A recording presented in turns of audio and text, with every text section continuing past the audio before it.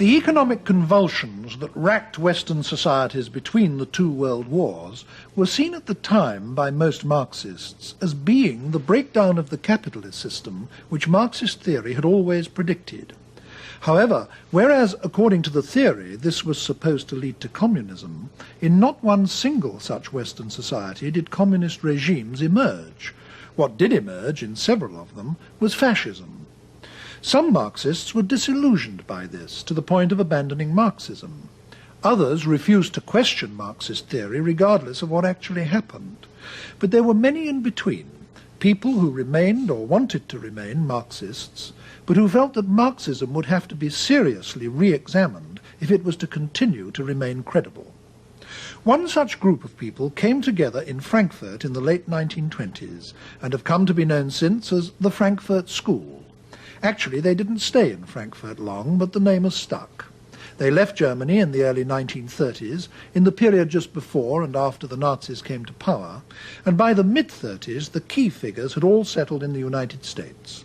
These, to mention three, were Adorno, a man who seemed equally at home in philosophy, sociology and music; Horkheimer, a philosopher cum sociologist, less brilliant than Adorno but perhaps more solid; and the one who has turned out in the end to be the most famous and influential of them all, the political theorist Herbert Marcuse. Their influence grew slowly, but grew nevertheless over a long period and reached a spectacular peak in the 1960s. Many things contributed to this. One was the powerful revisionist movement among Marxist in communist countries throughout Eastern Europe, culminating in the Prague Spring of 1968. This put the Frankfurt School in line for the first time with real-life developments inside the communist world. Another, obviously related, was the tremendous revival of interest in Marxism among people in the West, especially educated young people. This also culminated in 1968, the year which saw the high point of student violence all over Europe and the United States, and looked for a moment in Paris as if it might even come close to genuine revolution. The would-be revolutionaries of that day proclaimed one man more than others as their political mentor, and that was Marcuse. They painted the walls with phrases from his books in order to make it known to the world that they were going to turn his ideas into reality. And although the revolution didn't materialize, during the decades since then, the ideas of Marcuse and the Frankfurt School have come to dominate some of the social science departments in various countries in Europe, and through them to have a continued and very important influence on the young. Professor Marcuse, why should it have been to your writings that the revolutionary student movements of the 1960s and early 70s turned? Well, I was not the mentor of the student activists of the 60s and early 70s. What I did is formulate and articulate some ideas and some goals that were in the air at that time. That is about it. The student generation that became active in these years did not need a father figure or a grandfather figure in order to lead them to protest against a society which revealed daily its inequality, injustice, cruelty, and its general destructiveness. They could experience that. They saw it before their own eyes. As features of the society, I only mention the heritage of fascism. Fascism was militarily defeated. The potential for a repetition was still there. I would like to mention racism, sexism, the general insecurity, the pollution of the environment, the degradation of education, the degradation of work, and so on and so on. In other words, what exploded in the 60s and early 70s was a blatant contrast between the tremendous available social wealth and its miserable, destructive and wasteful use. And I think one might add, I mean, whether one agrees with your view on any or all of these matters or not, that the prevailing orthodoxies in philosophy in the colleges and universities throughout the West at this time simply didn't deal with these questions at all, did they? Certainly analytic philosophy didn't, positivism didn't, and so on. They did not. And we in Frankfurt and later in the United States could not conceive of any authentic philosophy which did not in one way or the other reflect the human condition in its concrete situation, the social and political situation, and so on and so on. For us, philosophy has always been, to a great extent, social and political philosophy ever since Plato. Yeah. Of course, philosophy has been of enormous importance to you throughout your life. In fact, you've spent your life as a university teacher, lecturer, academic, writer of books, and so on. Mm-hmm. But one of the conspicuous features of the New Left movement that you have helped to father is its anti-intellectualism. Now, from the way you've lived your life, one wouldn't expect you actually to approve of that. On the contrary, I combated this anti-intellectualism from the beginning.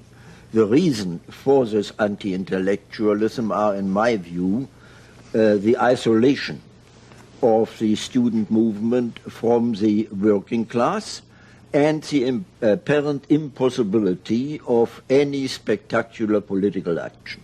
This led gradually to some kind of, let me say, inferiority complex, some kind of self-inflicted masochism, which found expression, among other things, in this contempt for intellectuals because they are only intellectuals and don't achieve anything in reality. I must say it's of unique interest to hear criticisms of the New Left from you, of all people. While we're on this subject, what other important defects do you think that the New Left movement has developed as it has gone along? Well, I would mention perhaps as a main defect the unrealistic language and in many cases the totally unrealistic strategy among the New Left, by no means general, but very definitely among the New Left. The refusal to recognize that we are not in a revolutionary situation in the advanced industrial countries, that we are not even in a pre-revolutionary situation, and that the strategy has to be adapted to this situation. Secondly, among the New Left, again, that does by no means refer to all of the groups, among the New Left, the refusal to re-examine and to develop Marxian categories, to make a fetish out of Marxist theory, to treat the Marxian concepts as reified, objectified categories in order instead of becoming conscious finally of the fact that these are historical and dialectical concepts which cannot simply be transmitted, which have to be re-examined in accordance with the changes in the society itself. I must say it's enormously refreshing to hear these words from your lips. I mean, it shows that you are still thinking afresh when people who regard themselves as followers of yours and are young enough to be your grandchildren have stopped thinking in some cases. But now you've brought us to what was really the guts of the Frankfurt School itself as it started, when you started talking about the re-examination of Marxist concepts. As I said in my introduction to this program, it was the feeling that Marxism had to be re-examined and reconstructed that gave rise to your movement, particularly as a result of fascism. But fascism wasn't the only thing that precipitated it, was it? I mean, there were other political factors too. Can you comment on what some of them were? You mean some of the factors which demanded a revaluation of Marxian categories? Yes. To me, one of the most important ones concerns the concept of socialism itself. In the development of Marxian theory, not in Marx himself, but in the development of his theory, socialism has become, the concept has almost entirely been focused on a more rational, larger development of the productive forces. on an ever higher productivity of labor, on a more rational distribution of the project, instead of stressing that a socialist society, as Marx envisaged it, at least the younger Marx envisaged it, was a society qualitatively different from all preceding societies. Now, in what way qualitatively different? The main point, I would say, is for Marx, a genuine socialist society was a society in which the quality of life was decidedly different from the existing societies. Meaning, in a genuine socialist society, labor, full-time alienated labor, would no longer be the measure of wealth and value. In an authentic socialist society, men and women could live their life without fear, without being compelled to spend their entirely adult existence in alienated performances. This image has been obscured, and the result was some kind of frightening continuity between the developed and advanced capitalist societies and the image of a socialist society. Yes, socialism began to become like its enemy, so to speak. Exactly. I know from your writings that you had other very central criticisms of Marxist theory. Two that I would like to mention, partly because they're probably connected in your mind, is that you regarded Marxism as anti-libertarian, or at least insufficiently libertarian, as the Marxist tradition developed, and you also thought that it didn't take sufficient account of the individual. Now, it would be very interesting to hear you comment on those 2 points.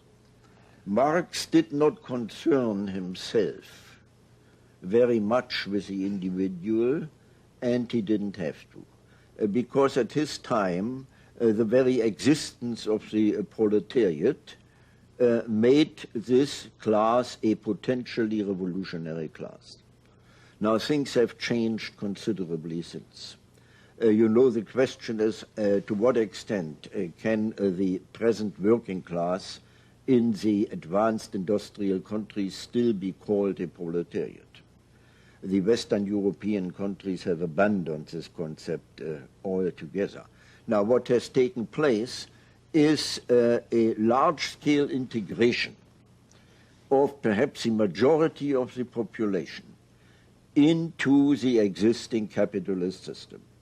The organized working class, at least, no longer has nothing to lose but its chains, but a lot more. And this, in turn, took place not only on a material but also on a psychological basis. The consciousness of the dependent population changed. It was one of the most striking phenomena to see to what extent the ruling power structure could manipulate, manage, and control not only the consciousness, but also the subconscious and unconscious of the individuals. Therefore, at my friends at the Frankfurt School considered psychology one of the main branches of knowledge that had to be integrated with Marxian theory. By no means replacing Marxian theory, but taking it into Marxian theory. You yourself have done a lot in your writings to try to marry Freudianism and Marxism. And I think that some people would say that this simply can't be done because the two patterns of explanation are incompatible with each other. I mean, to put it extremely briefly, Marxist theory locates the ultimate level of explanation of human affairs in technique. The theory, put very simply, is that the level of development of the means of production in a society at any given time determine the formation of classes in that society, and that in turn determines the relationships of individuals to each other, and on that basis grow up what Marxists call the superstructure of ideologies, religions, philosophy, art, and so on. Now, according to Freud, something entirely different is the ultimate explanation of human behavior. The ultimate explanation, according to him, lies in the repressed contents of the unconscious, our unconscious wishes, fantasies, fears, feelings, and so on, which are repressed as a result of distortions in our earliest relationships, above all with our parents. And he explains not only social behavior, but also ideologies, art, religion, and so on, in terms of the externalization of the repressed contents of the psyche. Now, these are two entirely different kinds of explanation of the same set of phenomena. How can you possibly marry the two into a single theory? I think they can easily be married, and it may well be a very happy marriage. I think there are two extremely different interpretations of two different levels of the same whole, the same totality.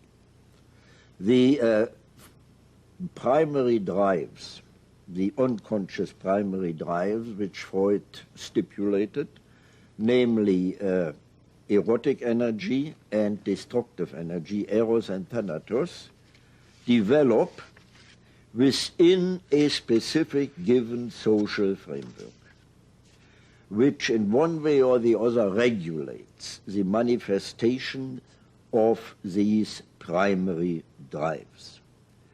Now, the social impact goes even further than that. According to Freud, the more intense the repression in a society, the more what happened is a mobilization of surplus aggressiveness against this repression. Now, since, again according to Freud, repression is bound to increase with the progress of civilization, at the same time and parallel to it, aggressive energy, surplus aggressiveness, is going to be mobilized and is going to be released. In other words, with the progress of civilization, we will have a progress in destructiveness. And it seems to me no hypothesis can better explain what happens today than that. I think the following thought will occur to some people listening to our discussion up to this point. You have catalogued a very formidable list of defects in Marxist theory and prediction. The failure to predict the future success of capitalism, the anti-libertarian element in Marxism, the absence of any theory or attitude to the individual.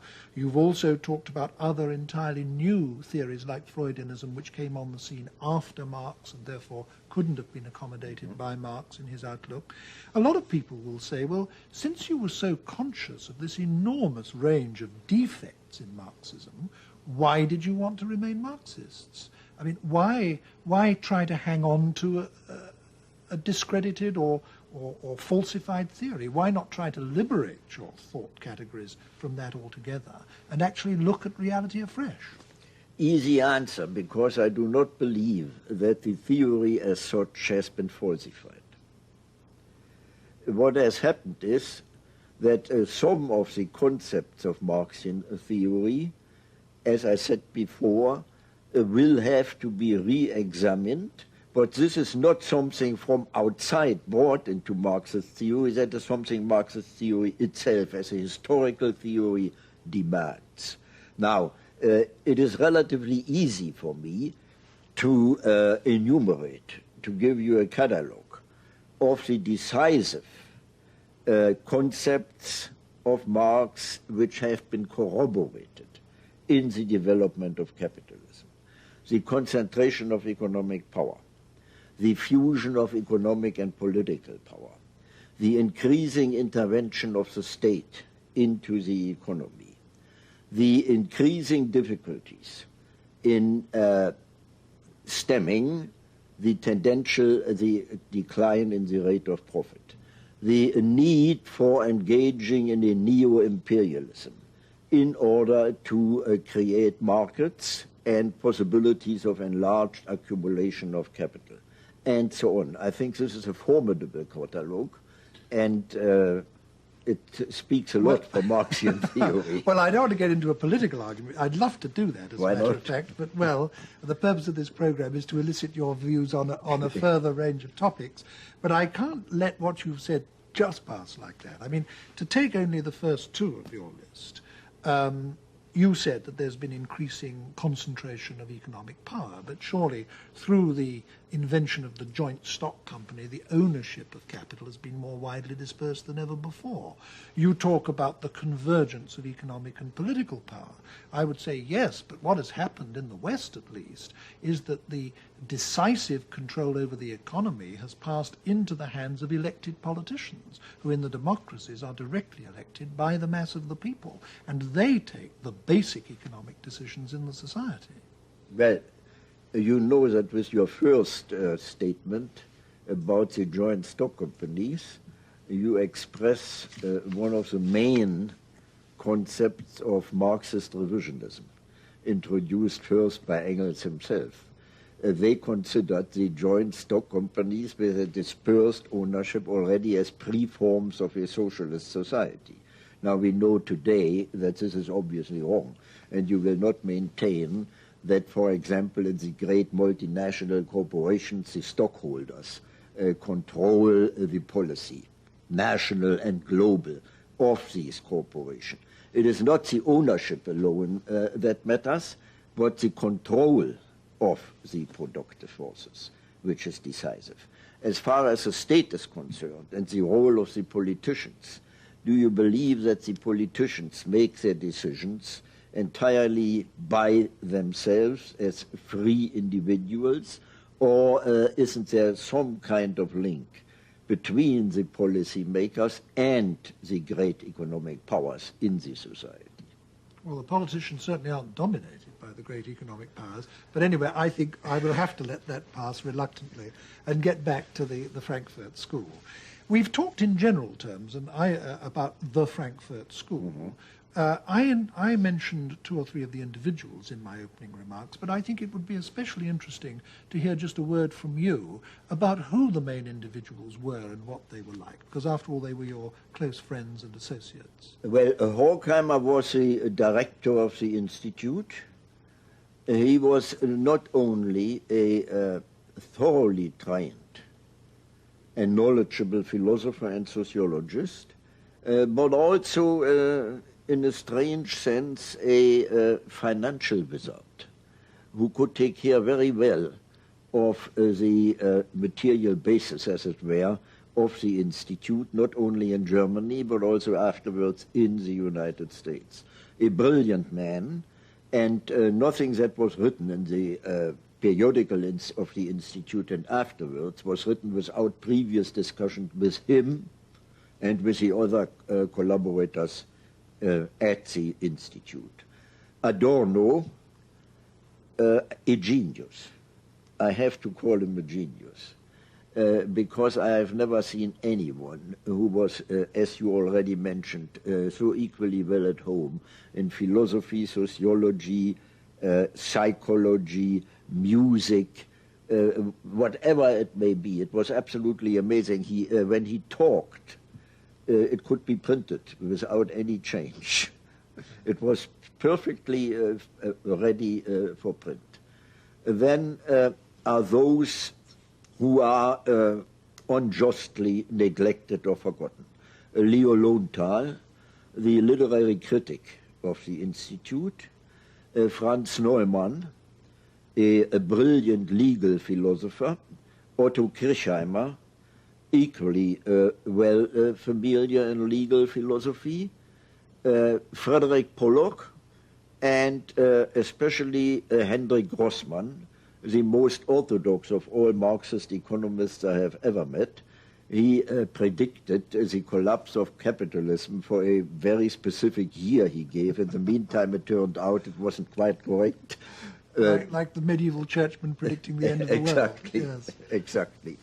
Yeah. And Pollock, who after all wrote, I think, the first article in which he tried to argue that there are no compelling internal reasons why capitalism should collapse. Now, one of the things that you all as a group pioneered in the perhaps late 20s and certainly early 30s was the shift of interest in Marxist studies back from the works of the mature Marx to the works of the earlier Marx, the things he wrote when he was more directly under the influence of Hegel. And one of the many things I think that came out of that, which has been of continuing influence ever since, is an interest in the notion of alienation. I think alienation in its modern sense was coined by Hegel, taken up and given a new significance by Marx, and then almost, you can say, fell out of Western thought for nearly 100 years.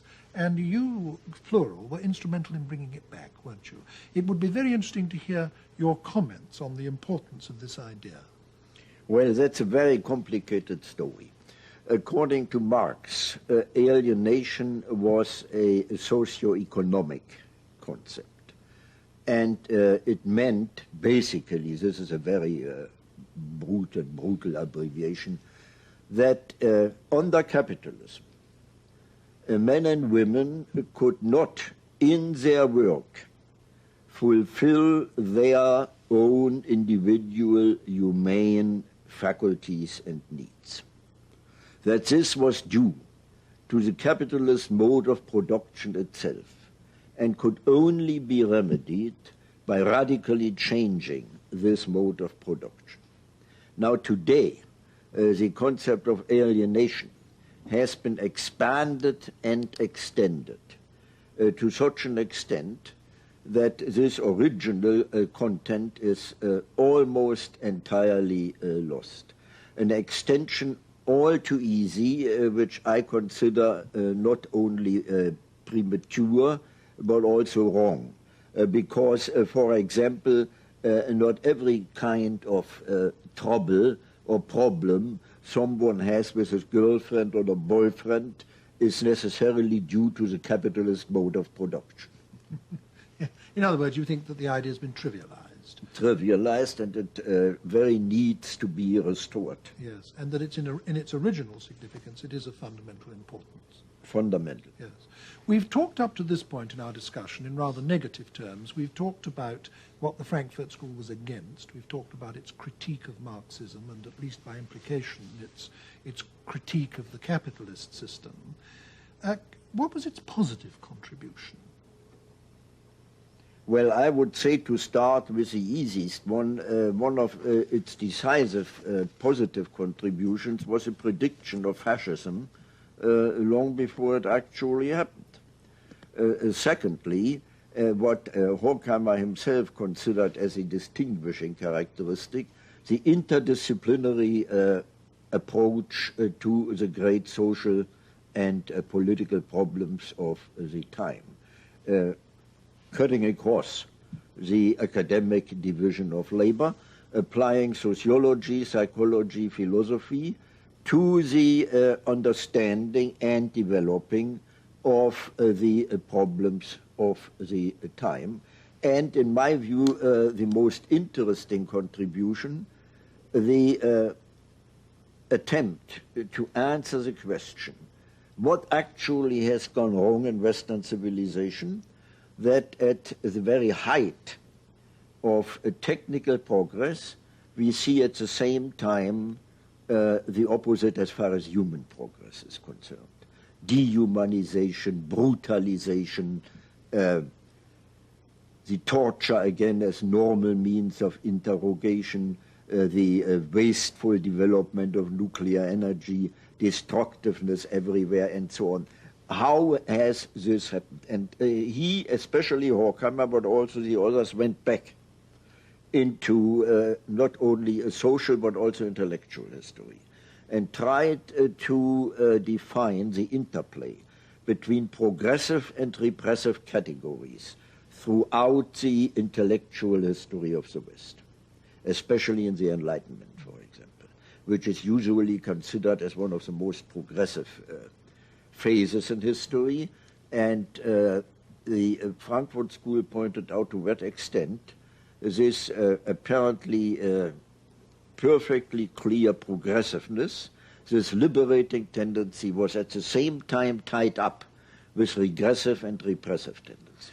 This picture that you paint of a group of Marxists almost obsessed with the question, what has gone wrong, suggests to me a politics of disillusionment. I mean, there seems to be an aura about it of disappointed hopes, disappointment with a Marxist theory, disappointment perhaps even with the working class itself for failing to be an effective instrument of revolution. Was there something disappointed or disillusioned or pessimistic at the center of your approach in those days? Well, if a disappointment means, as you formulated, disappointment with the working class, I would decidedly reject it. None of us has a right to blame the working class for what it is doing or what it is not doing.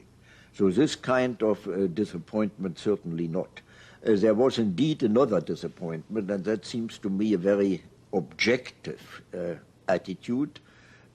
I mentioned it before, namely that the incredible social wealth that had been assembled in Western civilization, and mainly as the achievement of capitalism, was increasingly used for destroying rather than constructing a more decent and humane society. If you call that disappointment, yes, but I think it's a very justified and objective disappointment. And you saw your central task as being an investigation of the reasons as to why that was exactly. So. How had it come about? So the essential enterprise of the Frankfurt School was a critical one. Definitely. Yes. Therefore, the term critical theory today yes.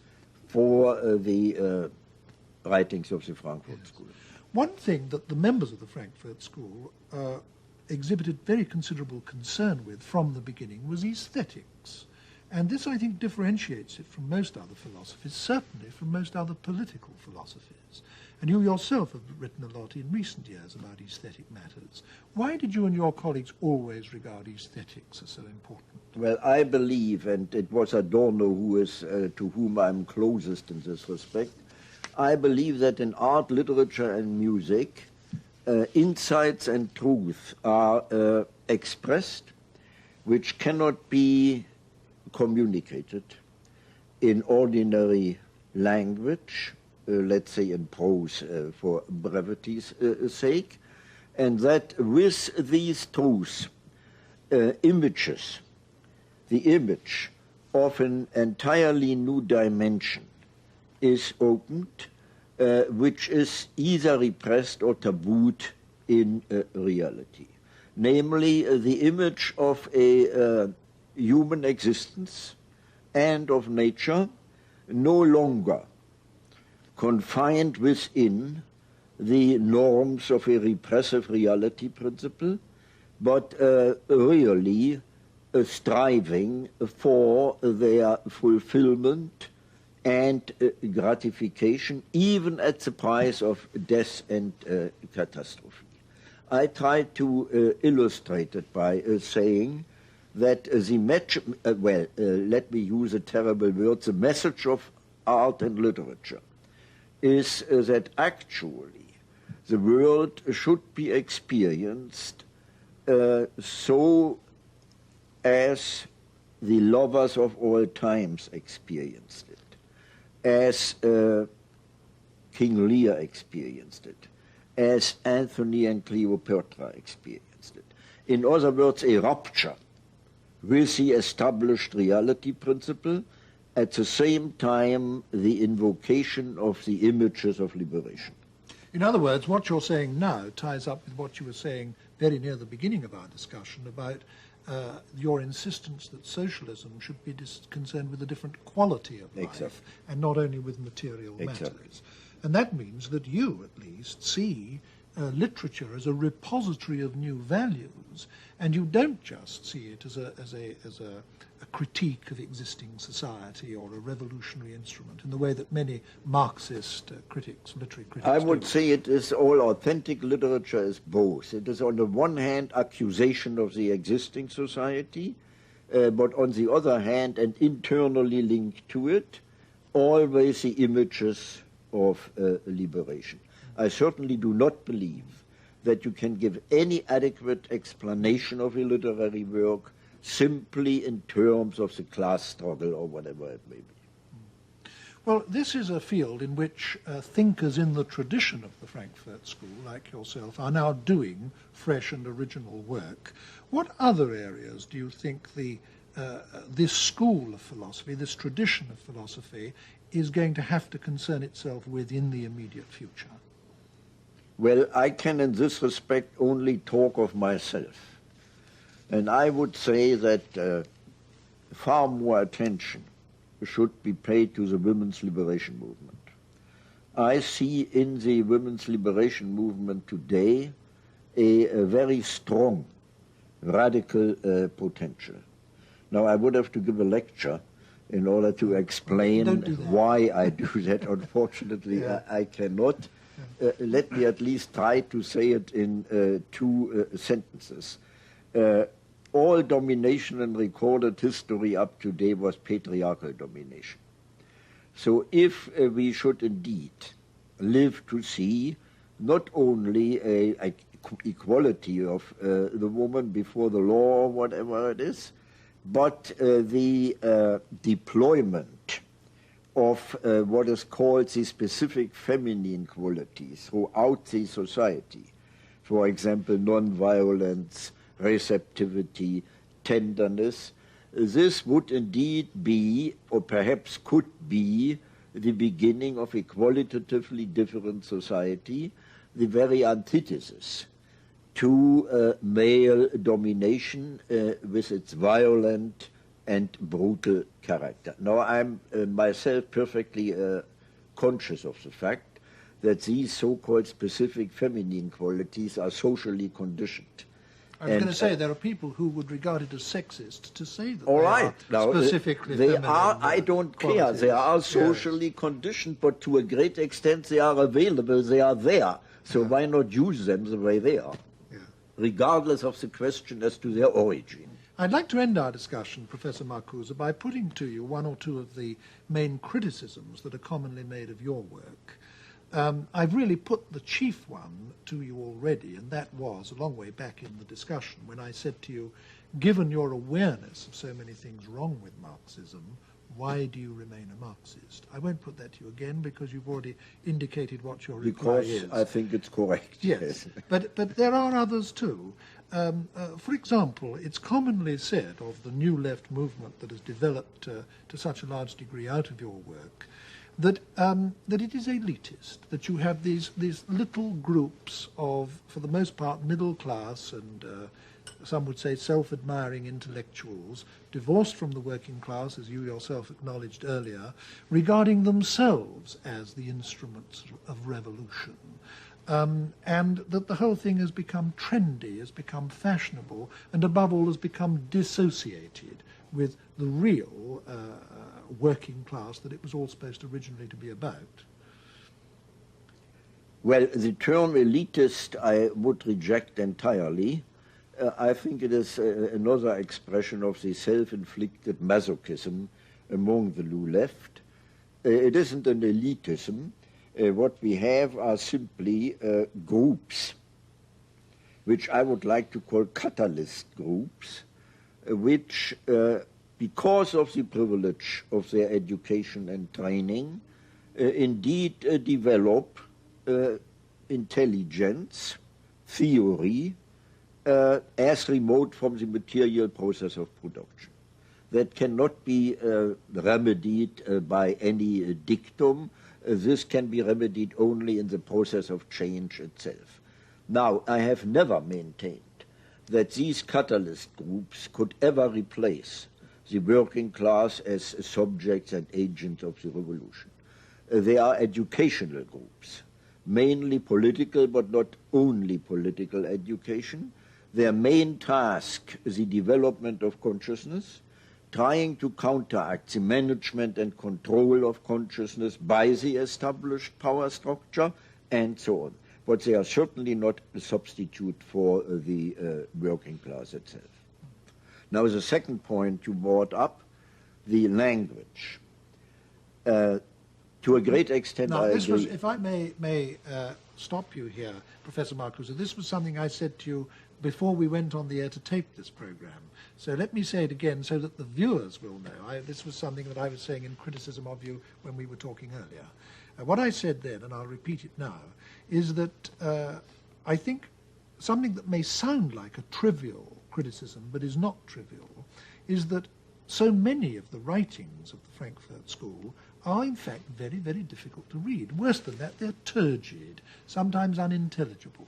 I exempt, and I do it sincerely, yours from this. Your writings they're bad enough. Your writings, Adorno, for example. Earlier in this discussion, you described Adorno as a genius. Now, I find some Adorno literally unreadable. Now, that seems to me to constitute an enormous barrier between the ideas you were trying to disseminate and the public you were trying to disseminate them to. And this is a serious criticism. And if anything, it's made greater by the fact that other alternative philosophies are often expounded by writers who are very good writers. For example, in the analytic tradition, there is almost a tradition of wit and verve. I mean, Bertrand Russell won the Nobel Prize for Literature. So, incidentally, did Jean-Paul Sartre, probably the leading exponent of existentialism. So, when one reads existentialism or analytic philosophy, you conceded Heidegger. Well, I deliberately didn't mention Heidegger because he doesn't fit my thesis. Exactly. But nevertheless, I think it is fair to say that the writings of the Frankfurt School as a whole are extraordinarily turgid. Now, why was that? Why is it? Well, to a great extent, to some extent, I agree with you. And I confess that there are many things in Adorno I don't understand. I want at least to say one word about his justification. It was that ordinary language, ordinary prose, even a little sophisticated one, has been so much permeated by the establishment, by the express so much the controls and the manipulation of the individual by the power structure, that already in the language you use, you have to indicate the rupture with conformity.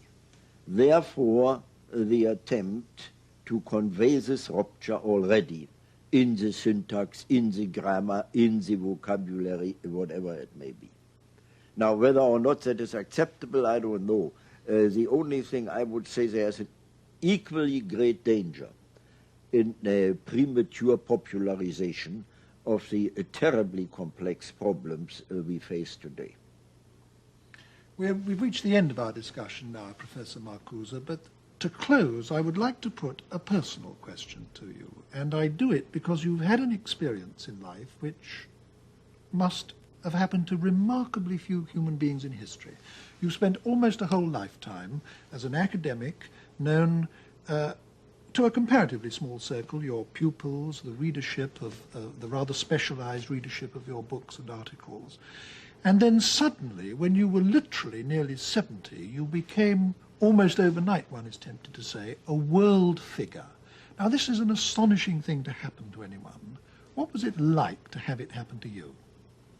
Well, on the one hand, I enjoyed it tremendously. On the other hand, I found it somehow not deserved. And I may end, if this is the end, on a rather impertinent note. No, it isn't so impertinent.